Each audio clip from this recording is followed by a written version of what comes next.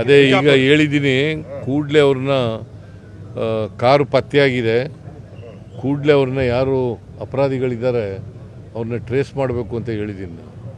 ಬಿಜಾಪುರದ SP phone ಮಾಡಿ ಕೂಡಲೇ ಅವ್ರನ್ನ ಮಾಡಬೇಕು, ಮತ್ತು ಯಾರು ಈ ಅಧಿಕಾರಿಗಳನ್ನೆಲ್ಲ ಅಲರ್ಟ್ ಮಾಡಲಿಕ್ಕೆ ಹೇಳಬೇಕು ಅಂತ ಹೇಳಿದ್ದೀನಿ. ಬೀದರ್ ಆಯ್ತು, ಚರ್ಚೆಣ ಆಯ್ತು, ಕಲಬುರಗಿನಲ್ಲೂ ATM ದರೋಡೆ ಆಗಿದೆ ಸರ್.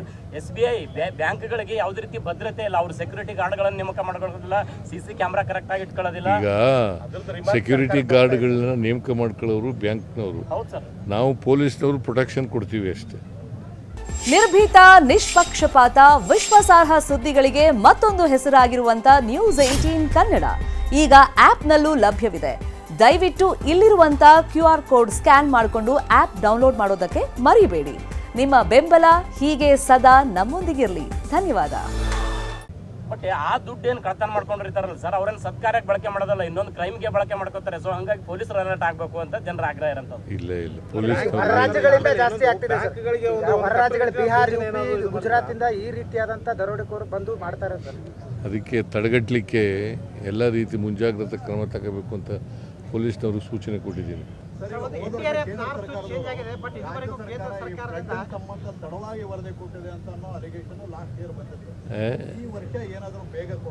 ಏನು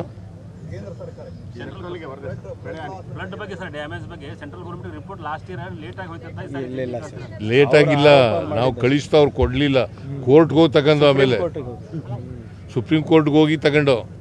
ಸರ್, ತಾವು ಸಾಕಷ್ಟು ಜನರಿಗೆ ಸೌಲಭ್ಯಗಳು ಕೊಡ್ತಾ ಇದ್ದೀರಿ, BPL ಕಾರ್ಡರಲ್ಲಿ ಅನರ್ಹರ ಸಂಖ್ಯೆನೇ ಜಾಸ್ತಿ ಇರೋದು ಅಂತ.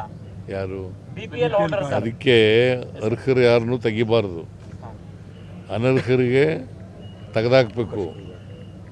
ಆಮೇಲೆ ಒಂದು ವೇಳೆ ಅರ್ಹರು ಬಿಟ್ಟೋಗಿದ್ರೆ ಅಂಥವ್ರನ್ನ ಹೊಸದಾಗಿ ಸೇರ್ಪಡೆ ಮಾಡ್ಕೊಳ್ತಕ್ಕಂಥದ್ದು ಮಾಡಬೇಕು, ಅನರ್ಹರನ್ನು ತೆಗೆದಾಕಬೇಕು ಅಂತ ಸೂಚನೆ ಕೊಟ್ಟಿದ್ದೀನಿ ನಾನು.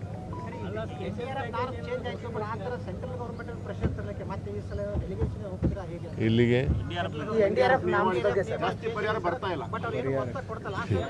ನಾನು ಅನೇಕ ಸಾರಿ ಭೇಟಿ ಮಾಡಿದ್ದೀನಿ, ಪ್ರೈಮ್ ಮಿನಿಸ್ಟರ್ ಭೇಟಿ ಮಾಡಿದ್ದೀನಿ, ನಮ್ಮ ಯಾರು ನಿರ್ಮಲಾ ಸೀತಾರಾಮನ್ ಭೇಟಿ ಮಾಡಿದ್ದೀನಿ, ಅಮಿತ್ ಶಾ ಅವ್ರನ್ನ ಭೇಟಿ ಮಾಡಿದ್ದೀನಿ. ಏನು ಸರ್ಕಾರ ಸ್ಪಂದಿಸ್ತಾ ಇಲ್ಲ, ಏನು ಮಾಡೋದು ಕೇಂದ್ರ ಸರ್ಕಾರ?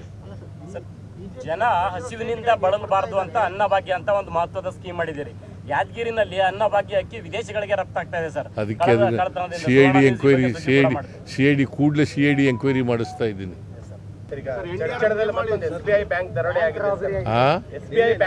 ಅದೇ ಈಗ ಹೇಳಿದ್ದೀನಿ, ಕೂಡಲೇ ಅವ್ರನ್ನ ಕಾರು ಪತ್ತೆಯಾಗಿದೆ, ಕೂಡಲೇ ಅವ್ರನ್ನ ಯಾರು ಅಪರಾಧಿಗಳಿದ್ದಾರೆ ಅವ್ರನ್ನ ಟ್ರೇಸ್ ಮಾಡಬೇಕು ಅಂತ ಹೇಳಿದ್ದೀನಿ. ಬಿಜಾಪುರದ SP ಫೋನ್ ಮಾಡಿ ಕೂಡಲೇ ಅವ್ರನ್ನ ಮಾಡಬೇಕು, ಮತ್ತು ಯಾರು ಈ ಅಧಿಕಾರಿಗಳನ್ನೆಲ್ಲ ಅಲರ್ಟ್ ಮಾಡಲಿಕ್ಕೆ ಹೇಳಬೇಕು ಅಂತ ಹೇಳಿದ್ದೀನಿ. ಬೀದರ್ ಆಯ್ತು, ಚರ್ಚೆಣ ಆಯ್ತು, ಕಲಬುರಗಿನಲ್ಲೂ ATM ದರೋಡೆ ಆಗಿದೆ ಸರ್. SBI ಬ್ಯಾಂಕ್ಗಳಿಗೆ ಯಾವುದೇ ರೀತಿ ಭದ್ರತೆ ಇಲ್ಲ, ಅವರು ಸೆಕ್ಯೂರಿಟಿ ಗಾರ್ಡ್ಗಳನ್ನು ನೇಮಕ ಮಾಡ್ಕೊಳ್ಳೋದಿಲ್ಲ, CC ಕ್ಯಾಮ್ರಾ ಕರೆಕ್ಟ್ ಆಗಿ ಇಟ್ಕೊಳ್ಳೋದಿಲ್ಲ. ಈಗ ಸೆಕ್ಯೂರಿಟಿ ಗಾರ್ಡ್ಗಳನ್ನ ನೇಮಕ ಮಾಡ್ಕೊಳ್ಳೋರು ಬ್ಯಾಂಕ್ನವರು, ನಾವು ಪೊಲೀಸ್ನವರು ಪ್ರೊಟೆಕ್ಷನ್ ಕೊಡ್ತೀವಿ ಅಷ್ಟೇ.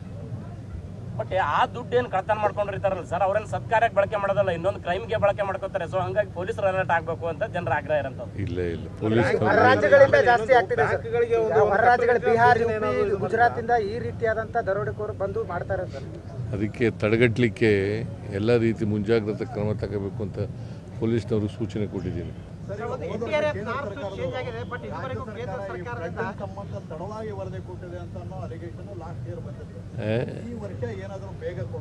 ಏನು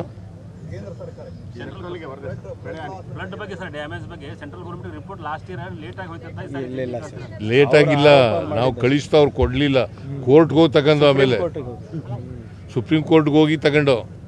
ಸರ್, ತಾವು ಸಾಕಷ್ಟು ಜನರಿಗೆ ಸೌಲಭ್ಯಗಳು ಕೊಡ್ತಾ ಇದ್ದೀರಿ, BPL ಕಾರ್ಡರಲ್ಲಿ ಅನರ್ಹರ ಸಂಖ್ಯೆನೇ ಜಾಸ್ತಿ ಇರೋದು ಅಂತ.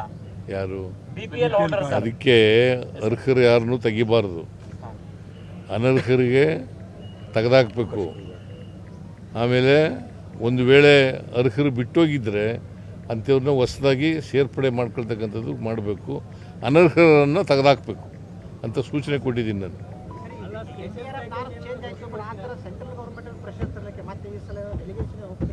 ಇಲ್ಲಿಗೆ ಈ NDRF ನಾಮದ ಬಗ್ಗೆ ಸರ್ ನಾನು ಅನೇಕ ಸಾರಿ ಭೇಟಿ ಮಾಡಿದ್ದೀನಿ, ಪ್ರೈಮ್ ಮಿನಿಸ್ಟರ್ ಭೇಟಿ ಮಾಡಿದ್ದೀನಿ, ನಮ್ಮ ಯಾರು ನಿರ್ಮಲಾ ಸೀತಾರಾಮನ್ ಭೇಟಿ ಮಾಡಿದ್ದೀನಿ, ಅಮಿತ್ ಶಾ ಅವ್ರನ್ನ ಭೇಟಿ ಮಾಡಿದ್ದೀನಿ. ಏನು ಸರ್ಕಾರ ಸ್ಪಂದಿಸ್ತಾ ಇಲ್ಲ, ಏನು ಮಾಡೋದು ಕೇಂದ್ರ ಸರ್ಕಾರ? ಜನ ಹಸಿವಿನಿಂದ ಬಳಲಬಾರದು ಅಂತ ಅನ್ನಭಾಗ್ಯ ಅಂತ ಒಂದು ಮಹತ್ವದ ಸ್ಕೀಮ್ ಮಾಡಿದ್ದೀರಿ.